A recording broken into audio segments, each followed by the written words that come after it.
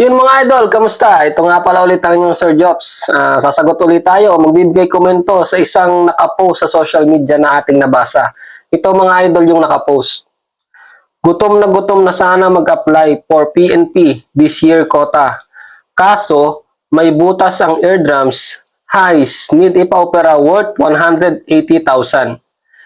Yun mga idol, okay din tong pananaw niya kasi tama ito, wag ka mag-a-apply kung alam mong ikaw ay may diferensya o may sakit o may pagkukulang sa iyong katawan at sa iyong kondisyon. Kasi masasayang lang lahat.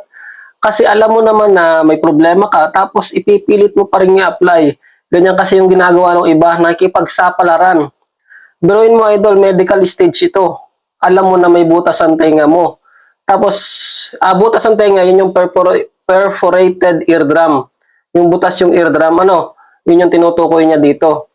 Alam niya na butas na ang kanyang eardrum, ay i-apply pa. Ipapasa mo ang BMI, ipapasa mo ang physical agility test, ipapasa mo ang neuro. Tapos sa medical, babagsak ka din. In the first place, alam mo na nababagsak ka kasi nga, butas ang kanyang eardrum, butas ang tenga. So tama ito, wag mong ipipilit yung worth na kailangan mong ipunin kasi ganoon talaga eh.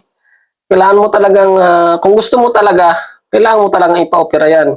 Kasi yan ay nauoperahan at yan ay gumagaling.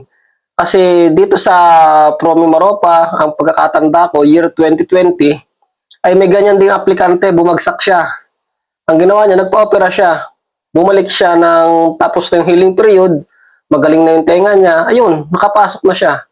Kaya kung gusto mo talaga, ay kailangan mo talagang paghandaan, kailangan mo talagang gawan ng paraan. Malaking halaga yan, pero mababawi naman yan kapag nakamit mo na ang iyong pangarap. Yun lang, tama itong ginawa niya. Huwag niyang ipipilit, huwag mong ipipilit kung alam mong ikaw ay may problema sa iyong katawan, sa iyong kondisyon. Yun lamang mga idol, sana nakatulong ito. Please like and share.